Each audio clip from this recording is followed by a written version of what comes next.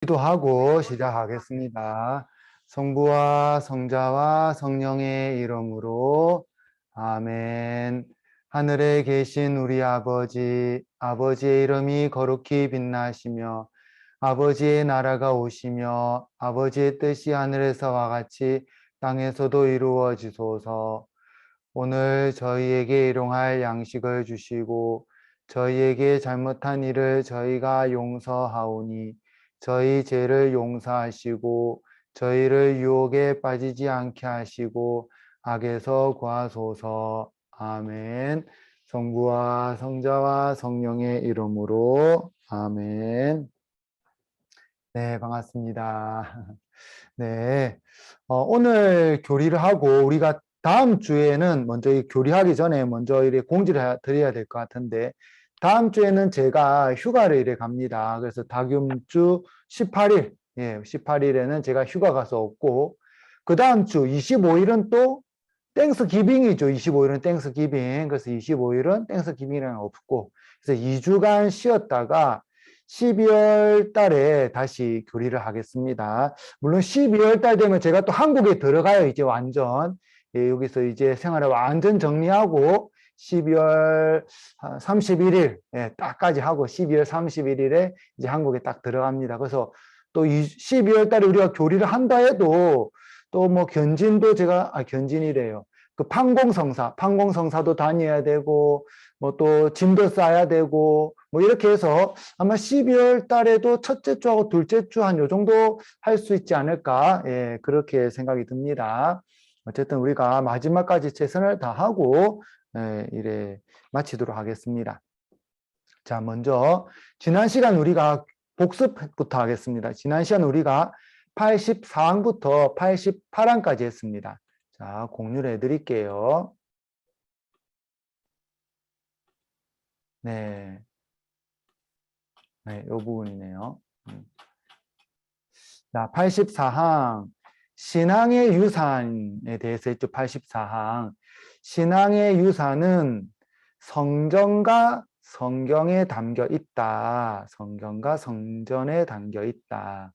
그리고 계시 진리 중에 사적 계시는 신앙의 유산에 안 들어간다라는 것도 우리가 지지난 시간이었던가요? 그때 살펴보았었어요. 사적 계시는 들어가지 않는다.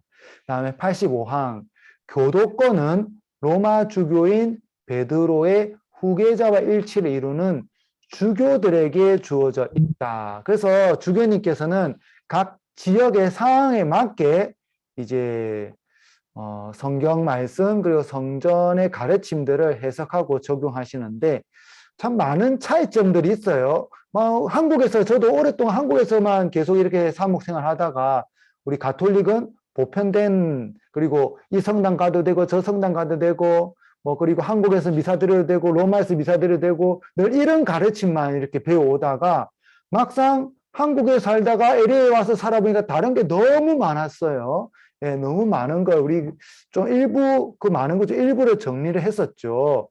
한국 가톨릭 교회가 지켜야 될 의무 축일은 4가지. 그래서 모든 주일, 1월 1일, 8월 15일, 12월 25일. LA 교구는 5가지 모든 주일, 성모성찬 대축일 11월 1일, 12월 8일, 예수성탄 대축일 5가지.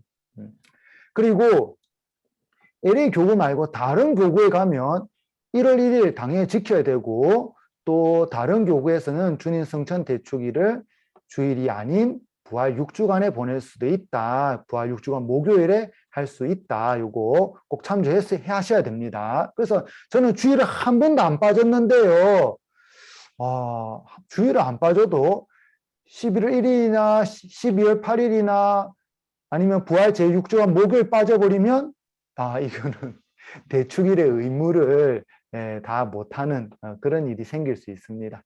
그리고 위령의 날 전대사, 위령의 날 전대사를 또 깔끔하게 정리를 했죠. 일반 조건, 이 부분에서 좀 문제가 우리가 위령의 날 전대사 중에서 문제가 되었던 것이 묘지에 가야 되냐 말아야 되냐, 이거 신부님은 어떤 신부님 가라고 어떤 신부님 가지 말라고 하는데 이 부분에 대해서 딱 정리를 했습니다. 그래서 우선 일반 조건은 고해성사, 영성체, 교황님의 기도 지향에 따른 기도, 이것은 일반 조건이 있기 때문에 뭐 위령의 날 전대사가 아니라도 다른 전대사도 다 똑같이 해야 돼요. 요거는 다 똑같이 해야 되는데 이제 뭐 위령의 날 전대사 아니면 김대건 신부님 전대사 아니면 센 가브리 미션 전대사 그때 이제 특별 조건들이 한두 가지씩 붙어요. 그러면 자 위령의 날 전대사 특별 조건 1, 11월 1일부터 8일까지 어느 날이든 묘지를 경건히 참배하며 또는 마음만으로도 이거는 아픈 분들을 말하죠. 마음만으로도 죽은 이들을 위하여 기도하는 신자. 특별 조건 2, 11월 2일 죽은 모든 일을 기억하는 위령의 날에 성당이나 경당을 방문하여 주님의 기도와 신경을 바치는 신자. 예. 현재 LA 교구장 중에는 따로 동의한 날은 없어요. 그래서 LA는 11월 2일 날 성당에 가면 자연스럽게 전대사를 얻을 수 있습니다. 근데 지금 코로나 팬데믹으로 인해서 교황청 내사원이 11월 한 달 중에 언제든지 묘지에 참배하는 신자, 11월 중에 또 11월 뭐 똑같은 말이죠. 한 달 중에 11월 중에 성당에 와서 주님의 기도와 신경을 바치는 신자는 언제든지 전대사를 얻을 수 있다라고 현재 교황청 내사원이 밝혔어요. 근데 이제 여기서 이제 또 뭐가 문제가 되냐? 우리 신자분들이 또 이 질문을 4가지나, 이거 딱 교리 끝나고 나서 질문을 4가지나 이 신자도 질문하고 저 신자도 질문하고 뭐 이렇게 해서 4가지나 해주셨는데 자, 하나씩 정리를 해보겠습니다. 오늘도 하지만 이 부분에 대해서는 제가 이번 주일에서도 주일 미사 끝날 때든 아니면 뭐 강론 때든 뭐 하여튼 상황을 보면서 한번 전체 신자들한테 한번 해드려야 될 것 같아요. 왜냐하면 요 헷갈리는 분들이 많으신 것 같아요. 자, 질문 1. 전대사는 누구에게 주어지는 것인가요? 자, 위령의 날 전대사는 연혹 영혼에게만 주어집니다. 예, 위령의 날 전대사는 연옥의 영혼에게만. 하지만 다른 전대사들, 뭐 김대건 신부님 탄생 200주년 전대사 또는 센 가브리엘 미션 250주년 희년 전대사는 살아있는 이들을 위해서도 얻어줄 수 있습니다. 뭐 나를 위해서 아니면 뭐 내 친구를 위해서 뭐 얻어줄 수도 있는데 뭐 그렇게 얻어줘도 좋지만 더 좋은 거는 이제 돌아가신 분들은 얻을 방법이 없어요. 우리가 살아있는 우리가 기도해 주지 않으면. 그래서 웬만하면 연옥에 있는 영혼들에게 주는 것이 좋지 않나라고 이렇게 뒤에 덧붙이는 거죠. 하지만 확실한 거는 위령의 날에는 연옥 영혼에게만. 예. 하지만 다른 전대사는 살아있는 이들도 가능하다. 자, 두 번째, 전대사에 대한 지향은 언제 해야 하나요? 자, 김대건 신부님 탄생 200주년 전대사는 고유 기도문에 지향을 둔 사람의 이름을 말하도록 되어 있습니다. 자, 한번 공유를 해드릴게요. 자, 여기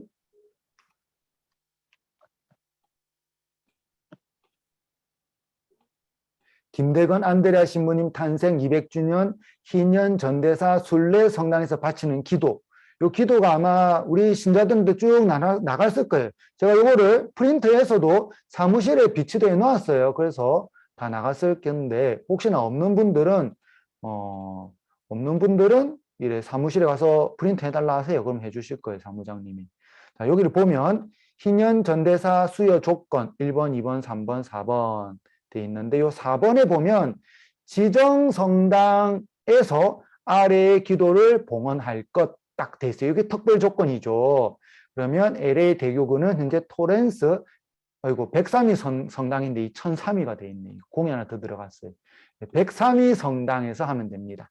그럼 성호경을 끊고 김대건 신부님 요 마지막 해움은 읽고 그다음에 잠시 묵상했다가 또 요 희년 기도문 하고 그다음에 사도신경 주님의 기도 성모송하고 청하는 기도할 때, 자 여기에 청하는 기도를 할 때 성 김대건 안드레아 신부님께 누구를 위하여 정구를 청하오니 이거 딱 나가 있죠. 정구의 대상. 그래서 만약에 단체가 가서 기도를 한다. 그러면 정구의 대상을 위하여 뭐라 해야 될까요? 교우를 위하여 전구를 청하오니, 뭐 단체에서는 이렇게 기도하면 되겠죠. 누구 한 명 다 부를 수 없으니까 신부님께 교우들을 위하여 전구를 청하오니, 그러면 그 단체에 소속된 신자분들은 자신이 지향을 두고 있는 영혼을 위해서, 아니면 자신의 지향을 두고 있는 사람을 위해서 딱 마음속으로 생각을 하면 되겠죠. 그러면 그 사람에게 전구의 은총이 주어집니다. 이렇게 보시면 돼요. 자, 김대원 신부님은 그럼 이렇고, 그 다음에 다른 분들은 어떤가? 자, 계속 공유를 해드릴게요. 자, 하지만 위령의 날 전대사와 생 가브리엘 미션 250주년 희년 전대사는 전대사를 얻어주고자 하는 대상을 지향에 두고 4가지 조건을 충족시키면 됩니다. 예, 무슨 말이냐? 우선 한 명에게 전대사를 내가 주고 싶죠. 한 명, 한 영혼. 그러면 고해성사를 볼 때도 그 영혼을 생각하는 거예요. 그리고 주무경할 때에도 그 영혼을 생각하는 거예요. 그리고 미사 영성체를 할 때도 그 영혼을 생각하는 거예요. 그리고 마지막에 특별 조건을 할 때에도 그 영혼을 생각하는 거예요. 그러면 그 영혼에게 전대사가 주어집니다. 자, 이렇게 하시면 됩니다. 그 다음에 질문 3번. 전대사는 하루에 몇 번까지 받을 수 있나요? 전대사는 하루에 한 번만 받을 수 있습니다. 예, 아침에 가서 기도하고, 아침에 가서 성전에서 기도하고, 점심에서 기도하고, 저녁에 기도했다고 해서 전대사가 3번 주어지는 것은 아니다. 예, 전대사는 하루에 한 번. 뭐 아무리 전대사 은총이 커도 이게 남용이 되는 것을 막기 위한 것이죠. 그래서 예로 참고로 영성체, 예수님의 몸도 하루에 2번까지 이 성당에서 아침에 미사하고 점심때 이 성당에서 미사하고 저녁에 저 성당에서 미사를 해도 저녁에는 영성체를 못합니다. 예. 하루에 2번까지 가능하고, 2번째 영성체는 반드시 미사 중에 해야 됩니다. 반드시. 참고로 알아두세요.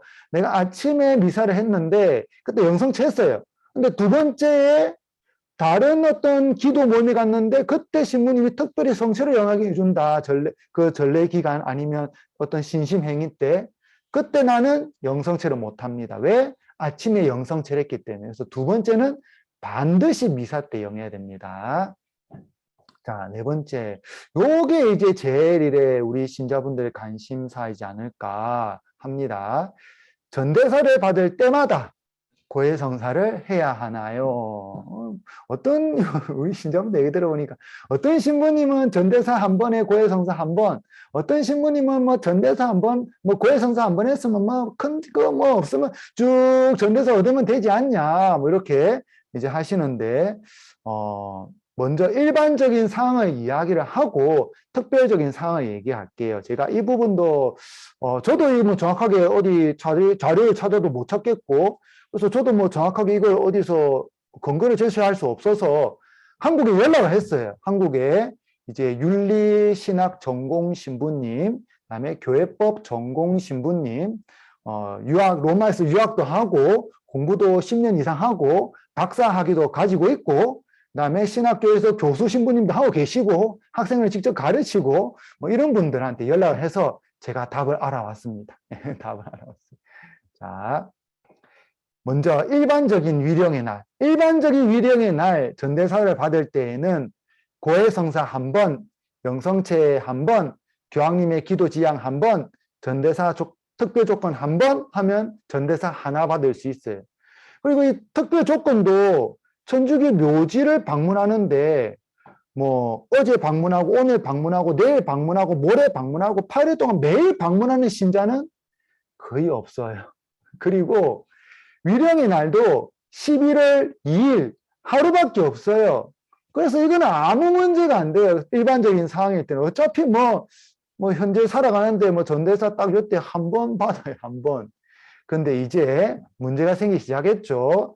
교황청 내사원에서 이제 11월 한 달간 성당에 가서 기도만 하면 이 조건만 채우면 전대사를 받을 수 있다라고 딱 했습니다.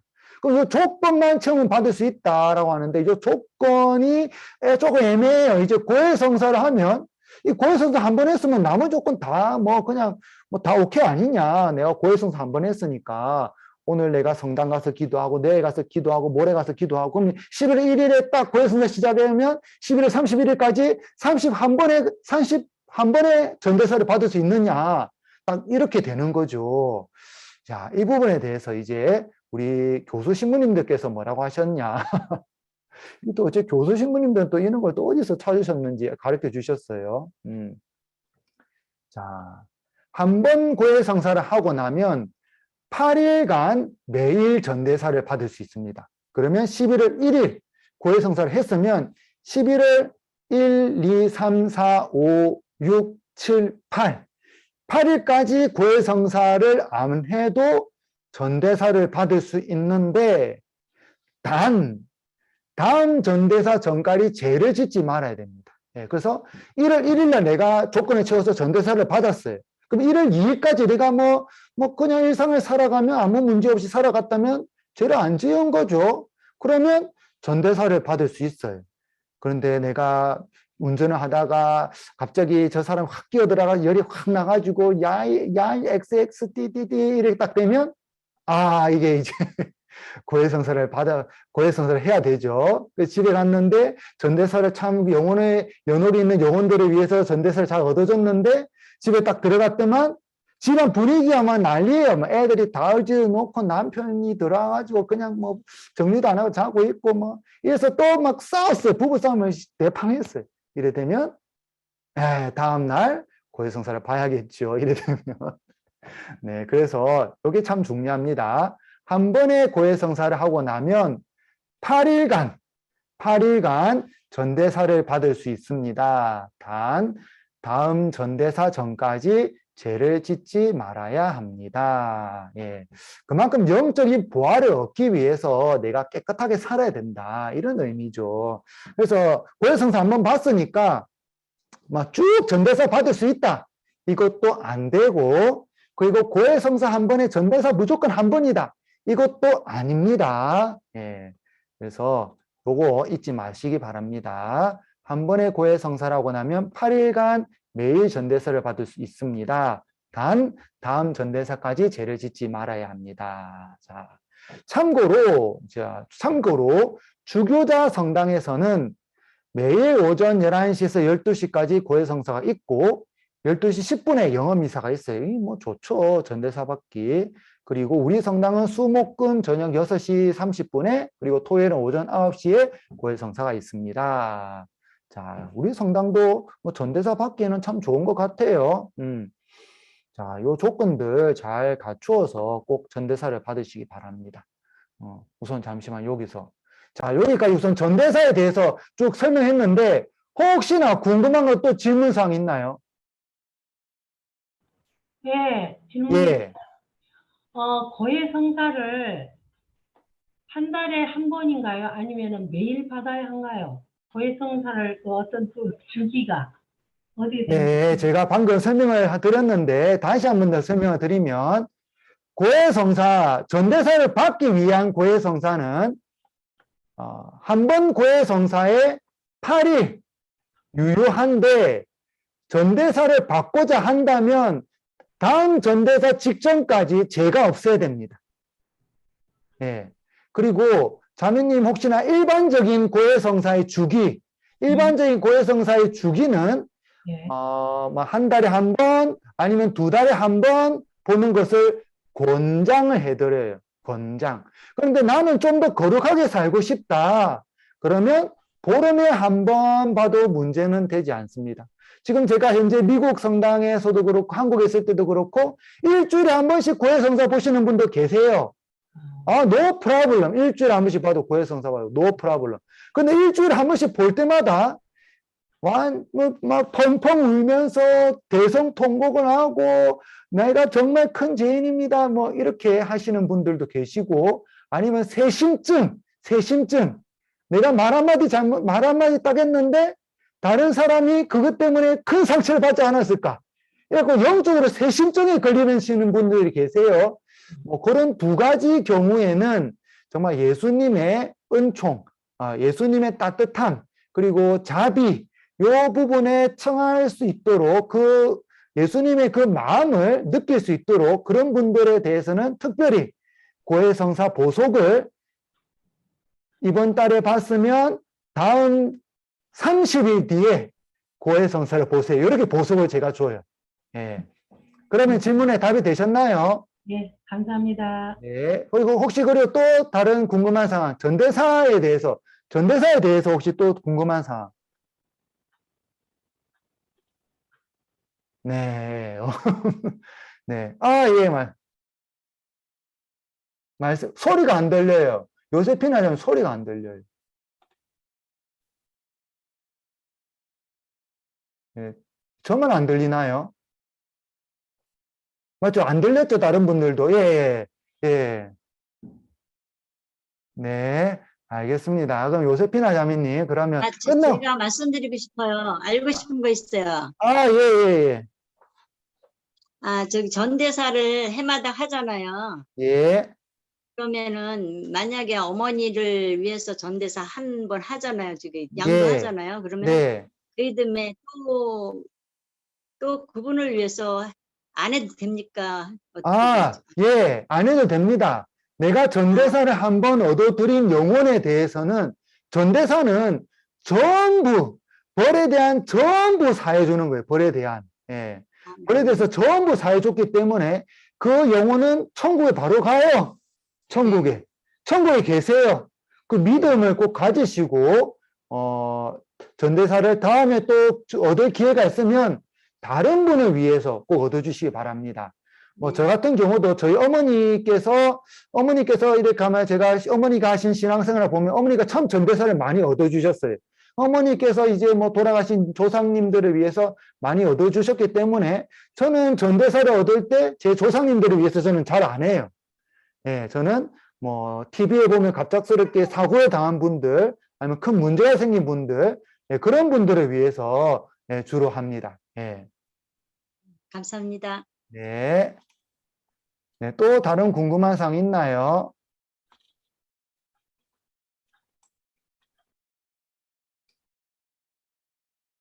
네. 아, 네. 비신자를 위해서, 이 비신자에 대해서는 따로 규정은 없어요. 예. 비신자에 대한 규정은 따로 없고,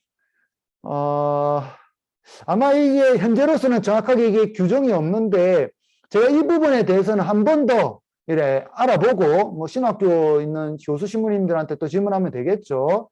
네, 알아보고, 네, 말씀드리겠습니다. 비신자에 대해서. 혹시 또 궁금한 거 질문사항 있나요?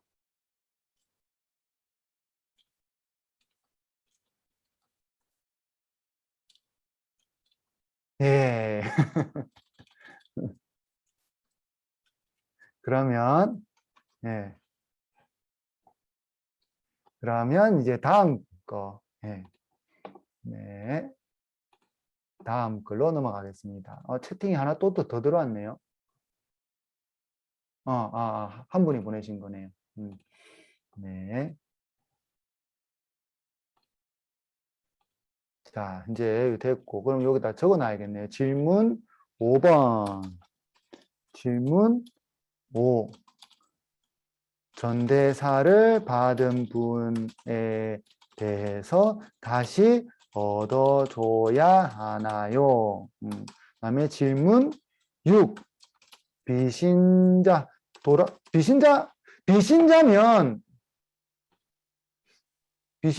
뭐 돌아가신 분이나 뭐 이런 것도 다 포함되는 거겠죠.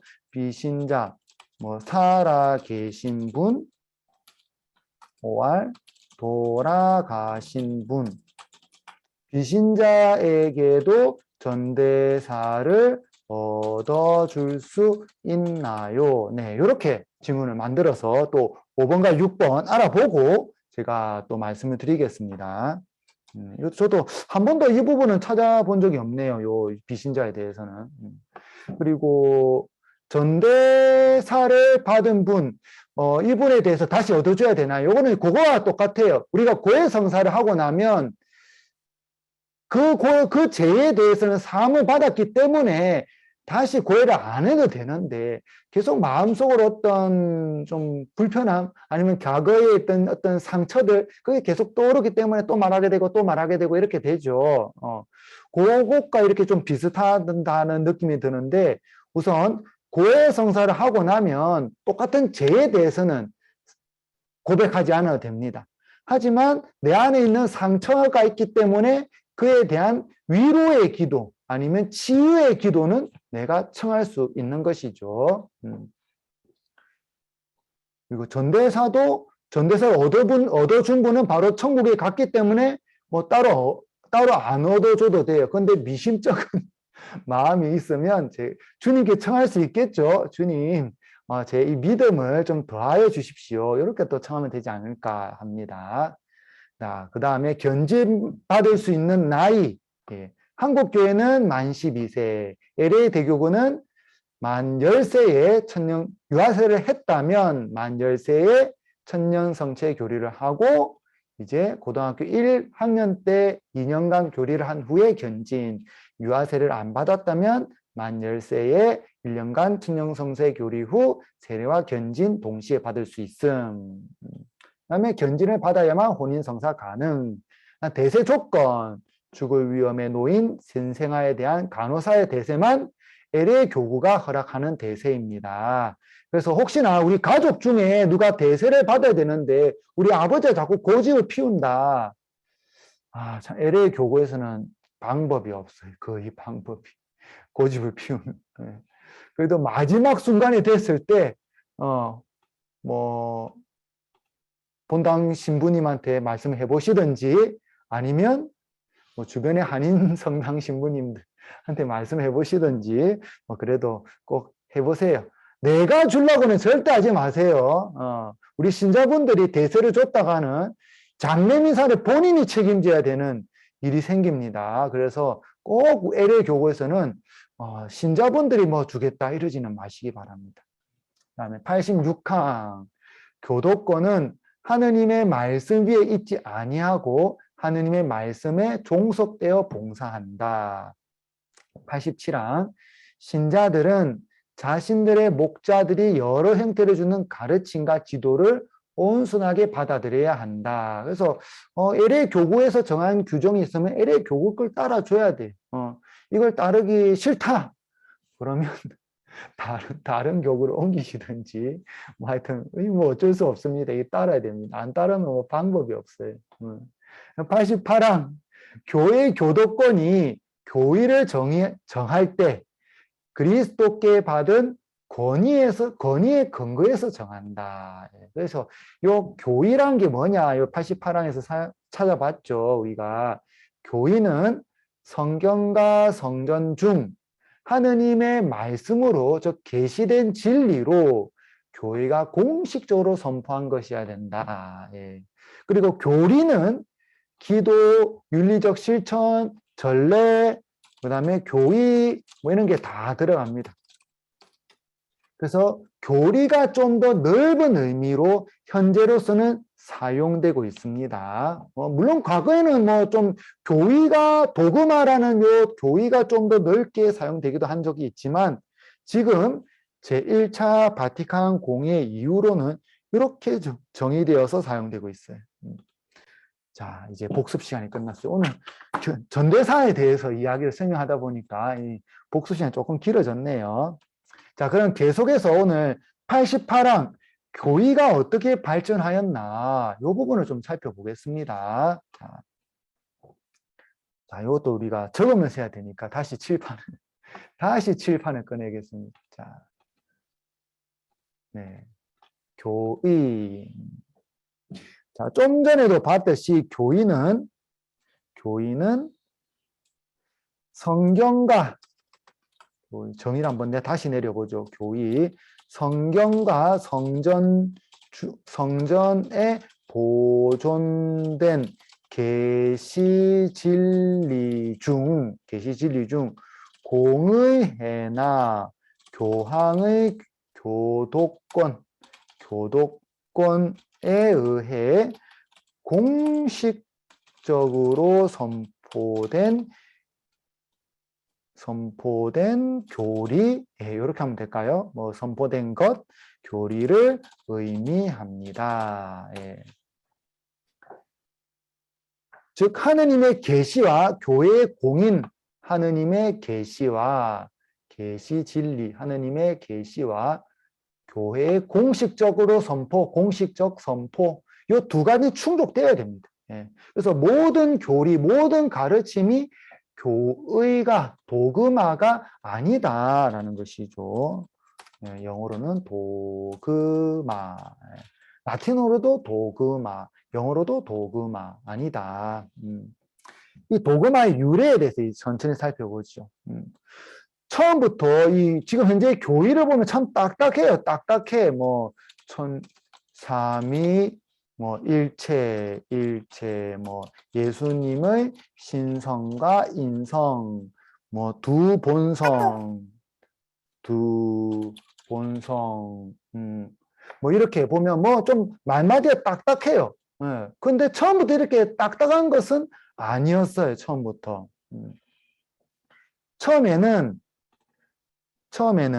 여러 이제 학파들에서 사용되었습니다. 플라톤의 아카데미아 학파, 아리스토텔레스의 페리파토스 학파, 스토아 학파, 피타고라스 학파 등 각기 다른 학파들과 구별되는 자신들만의 어떤 가르침, 그런 내용이었어요. 자, 처음에 교의란 무엇이었냐? 처음에 교의는 초세기죠. 초세기. 기원전이라고 할게요. 기원전 교의. 기원전 교의는 플라톤의 아카데미아 학파, 그 다음에 아리스토텔레스의 페리파토스 학파, 그 다음에 스토아 학파, 그 다음에 피타고라스 학파. 이 각 학파들 있잖아요. 그 학파들이 주장하는 어떤 가르침, 그것을 기원전에 처음에 교의라고 했어요. 교의. 뭐 여러 가르침들이 있으니까 이것을 복수형으로 복수형으로 교의들, 요 제가 적어놨네요. 도그마타라고 했어요. 도그마타. 당연히 그리스도교에서도 자신들이 가르치는 가르침, 요거를 교의들이랬어요. 우리 그리스도교도 처음에 이렇게 했어요. 그래서 처음에 초대교회에서 교의, 초대교회에서의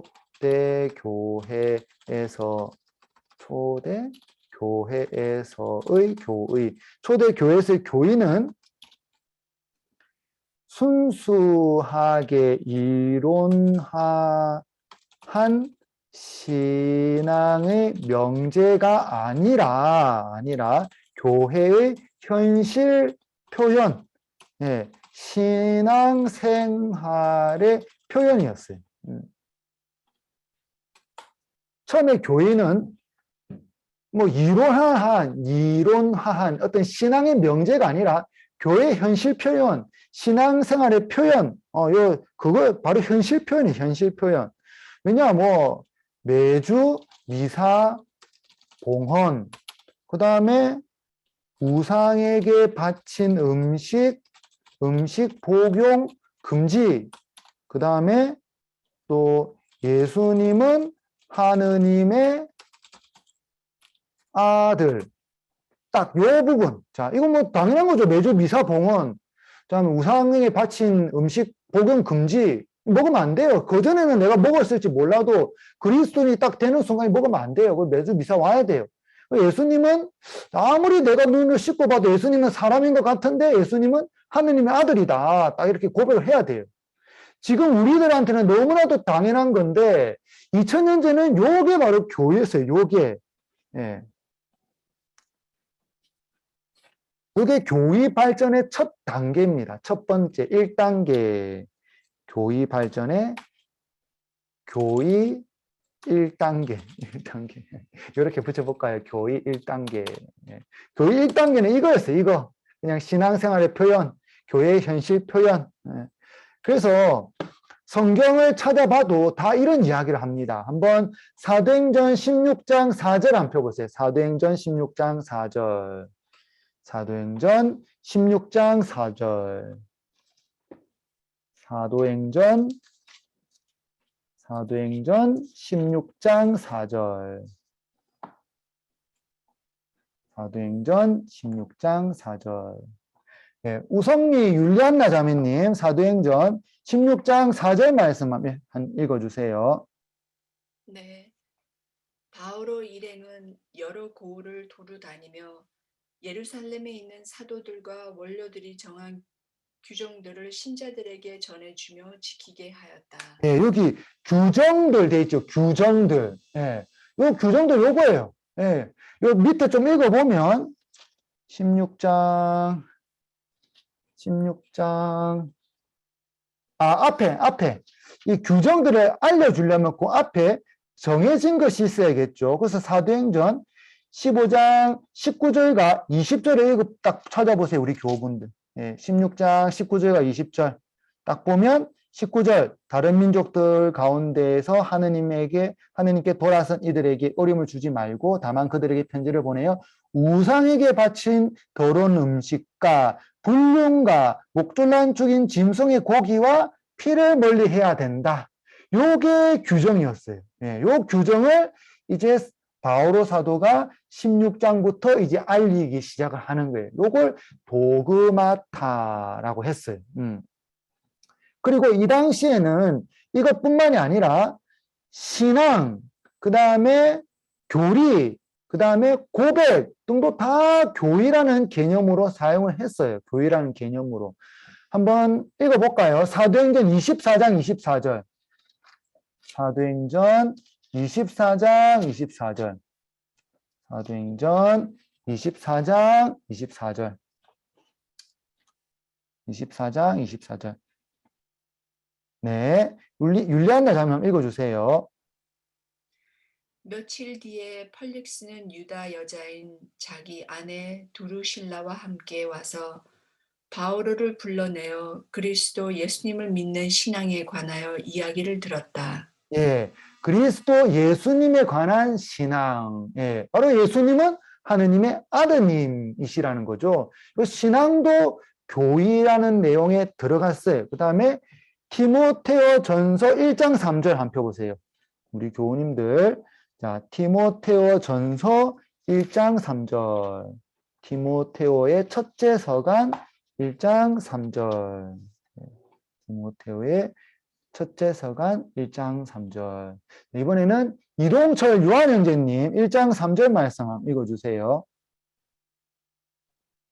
네. 내가 마케도니아로 가면서 당부한 대로 그대는 에페소에 머무르면서 그곳의 일부 사람들에게 그릇된 교리를 가르치지 말라고 지시하십시오. 예, 그리스도교의 교리가 아닌 그 교리를 가르치지 마라. 우리 그리스도교에는 이런 내용들이 공식적인 건데 왜 너희는 딴 걸 가르치냐? 예, 여기서 교리라는 말을 사용하고 있지만 이 의미도 바로 도그마라는 것도 알 수 있죠. 그 다음에 필리피서 2장 11절 한번 펴보세요. 필리피서 2장 11절. 필리피서 2장 11절. 필리피서 2장 11절. 네, 요한 형제님, 필리피서 2장 11절 하나 읽어주세요. 예수 그리스도는 주님이시라고 모두 고백하며 하느님 아버지께 영광을 드리게 하셨습니다. 예, 여기도 예수님은 주님이시다라고 고백하며, 요 고백이라는 것도 또 교회에 들어갔어요. 그래서 초세기를 보면 오히려 교회라는 단어가 더 넓은 의미로 사용되었다라는 것을 알 수 있습니다. 그런데 이제 시간이 지나면서 그리스도교의 가르침을 위협하는 주장들이 하나씩 나타났어요. 위협하는 주장들. 지금 우리가 예수님은 하느님의 아드님이시다. 예수님은 하느님의 아드님이실 뿐만이 아니라 또한 예수님은 참된 사람이시다. 라는 것을 너무나도 잘 알고 있는데 이것에 대해서 다른 주장하는 사람이 생겼습니다. 318년 안렉산드리아의 알렉산드리아의 바오칼리스 본당 신부였던 아리우스. 이 발음이 좀 어렵네요. 자, 318년 알렉산드리아의 바우칼리스 본당 신부였던 아리우스. 예. 아리우스라는 사람이 무슨 주장을 했느냐? 예수님의 신성을 부정하고 성부 하느님께서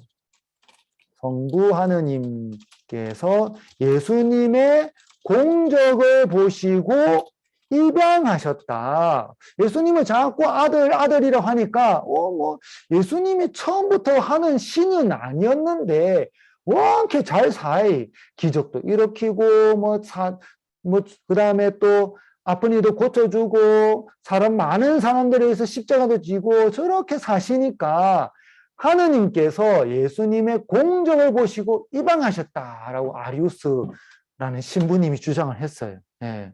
그리고 또 어떤 주장을 했냐? 성부 하느님께서 예수님을 통하여 성령을 창조하셨다. 왜냐하면 예수님께서 이제 내가 하늘에 올라가고 나면 이제 그 빈자리를 성령을 보내서 이제 해주겠다. 그래서 그 교회를 시작하도록 해주겠다라고 하셨죠. 그래서 아리우스는 바로 성부 하느님께서 예수님을 입양하신 다음에 예수님과 함께 이제 예수님을 통하여 성령을 창조하셨다라고 주장합니다. 이렇게 주장하니까 사람들이 혹하는 거예요. 우와! 정말 설명을 잘한다면서 많은 사람들이 모였습니다. 왜 많은 사람들이 모였냐? 바로 삼위일체 때문에 그렇죠. 삼위일체. 우리 그리스도교에서는 성부 하느님, 성자 하느님, 성령 하느님은 참된 하느님이시고 이 세 분 다 참된 하느님이시고 구분은 되지만 분리되지 않는다. 이렇게 가르쳐요, 우리 그리스도교는. 그런데 아무리 성경책 읽어봐도 성부 하느님은 창조 때 역할을 했고 성자 하느님은 인간의 구원 때 역할을 했고 성령 하느님은 인간을 성화하는 데 역할을 했는데 다 역할도 다 다르고 시대도 다른데 이게 어떻게 구분은 되지만 분리는 안 된다 하니 그 사람들 이해를 잘 안 간 거예요.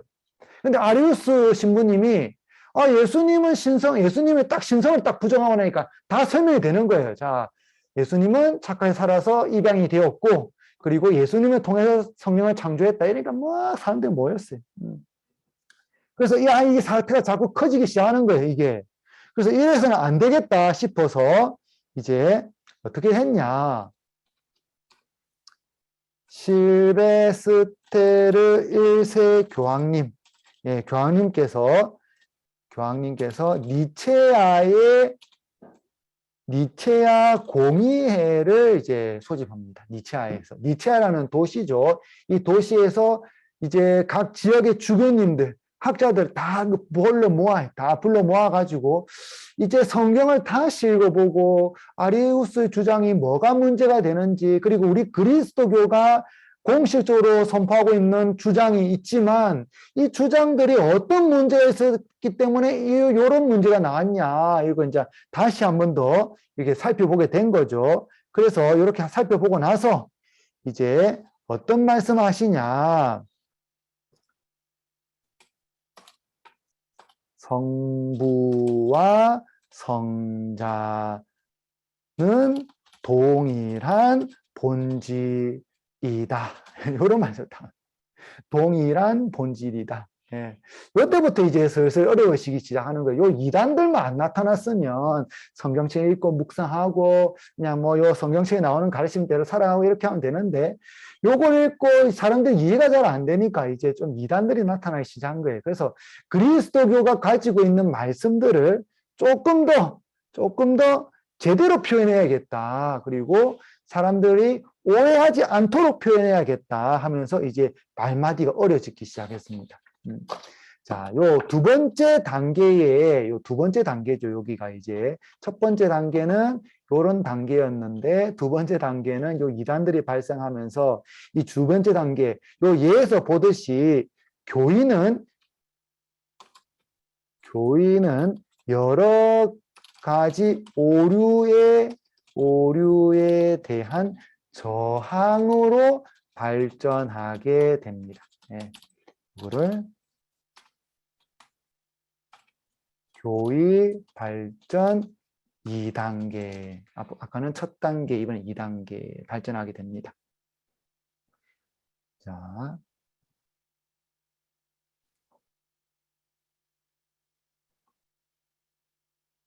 그리고 새로운 교의도 이렇게 이제 발전을 하는데, 이제 교의가 동일한 본질이다. 이러면 본질이란 말을 또 못 알아듣는 경우들이 많잖아요. 본질. 그래서 새로운 교의도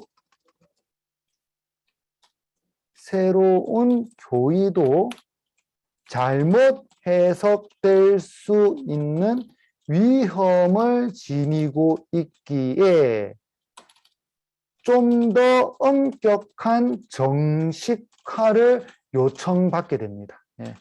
이때부터 이제 어떻게 되느냐? 이때부터 이제 요청받게 됩니다. 이때부터 철학적 개념들이 그리스도교 안으로 많이 들어옵니다. 그래서 지금 우리가 성경책이래. 지금 우리 가톨릭 교회 그릇이 있는데 글자가 어려워서 무슨 말인지 몰라서 이해를 못하는 이들이 요때부터 생기기 시작하는 거예요. 요때부터. 예. 그래서 요때 이제 이단들에 대한 대처법으로 이제 법학, 철학, 수사학들이 계속 들어와요. 계속. 그리고 아우구스티누스에 의해서 이제 신플라톤주의까지 전복돼서 그리스도 교리가 체계화돼요. 예. 이게 교의 발전 2단계. 이제 3단계 교의 발전 3단계가 이제 나오는데 3단계 이제 교회가 교회법으로 그리고 더 나아가 국가법으로 받아들여집니다. 예. 그래서 이제 그리스도교를 배척하는 중세시대를 생각해 보세요. 중세시대 때 그리스도교를 누가 배척한다든지 나는 예수님을 믿지 않는다. 뭐 이렇게 누군가 주장하면 이제 큰일 나죠. 큰일 나요. 이 사람이 이단으로 몰려요. 이단으로 몰리고 또 처형될 수도 있어요. 왜냐하면 이제 국가법으로까지 받아들여졌기에. 이 교회 발전의 4단계. 중세의 많은 문제점들이 바로 이때 좀 생겨났어요. 너무 엄격하게 적용했기 때문에. 그래서 이제 그 다음 단계, 교의 발전 4단계, 이제 4단계로 넘어가는데, 이제 어떤 현상들이 나타나냐. 이때부터, 계몽주의, 16세기, 17세기 넘어가는 시기죠. 16, 17세기, 계몽주의와 자유주의가 이제 발전하는 계몽주의가 자유주의가 등장. 그래서 계몽주의가 이 교의에 대해서 이제 저항을 하고 자유주의가 그러한 경향을 완전 부추겨요. 이제 자유주의가 지금 거의 현재 온 세상에 이렇게 퍼져 있는데 이제 자유로운 시대에 그리스도교의 교의만을 이야기하게 되면 거부거리를 일으켜요. 그리고 비과학적인 것으로 그리고 예전 시대의 산물로까지 받아들여집니다. 그래서 이제 시대가 더 지나서 과학의 발전대에 아주 요 4단계에 큰 영향을 줬어요. 그래서 이제 지금은 마치 요때는 교의가 마치 폐기되어야 되는 것 같은, 교의는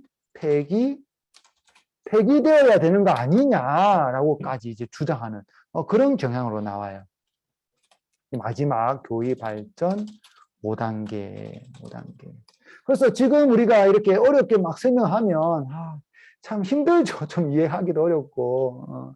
하지만 이제 5단계에서 이제 중요한 것이 나오는데, 5단계에서. 이제 5단계에서 우리가 잊지 말아야 하는 것은 교의가 지식에 관한 것이 아니라 신앙에 관한 고백이었다는 것을 잊지 말아야 합니다. 첫 단계로 다시 돌아갔죠. 첫 단계로. 예. 이때 초세기에 바로 이 교회가 뭐였냐? 바로 신앙에 대한 고백이지 않냐? 너무 지식에 간 것, 이것은 과도하다. 이것만 지식만을 너무 추구한 건 잘못되었다. 그래서 신앙에 관한 고백, 삶과 밀접하게 연관된 것임을 잊지 말아야 된다라고 지금 다시 되돌아가고 있어요. 그리고 이와 맞닿게 중요한 것은 또 제대로 이 신앙을 설명할 수 있어야 돼요. 이와 맞닿게 중요한 것은 제대로 신앙을 설명하지 못하고 이게 바로 그리스도교 신앙이야. 너 믿어. 그래서 자녀들에게 강압적으로 만약에 한다면 그것은 내 신앙에 대한 불성실이다. 예, 불성실.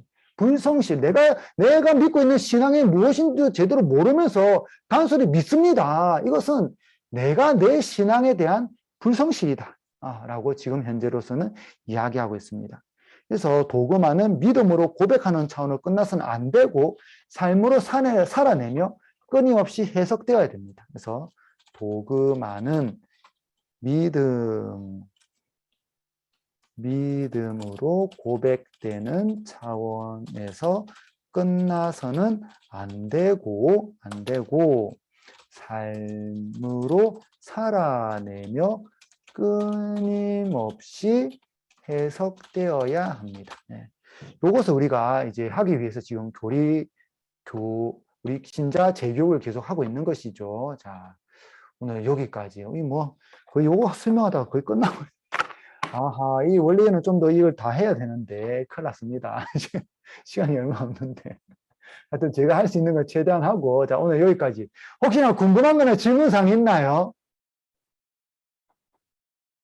네. 네, 알겠습니다. 그럼 오늘 여기까지 하고, 뭐 좀 궁금한 거 있으면, 문자로 아니면 뭐 또 사무실에 꼭 알려주세요. 그럼 또 제가 말씀을 드리겠습니다. 네, 강복드리겠습니다. 성부와 성자와 성령의 이름으로 아멘. 주님께서 여러분과 함께 또한 사제 영과 함께 전능하신 천주 성부와 성자와 성령께서는 여기 있는 모든 이에게 강복하소서. 아멘. 성부와 성자와 성령의 이름으로 아멘. 수고하셨습니다.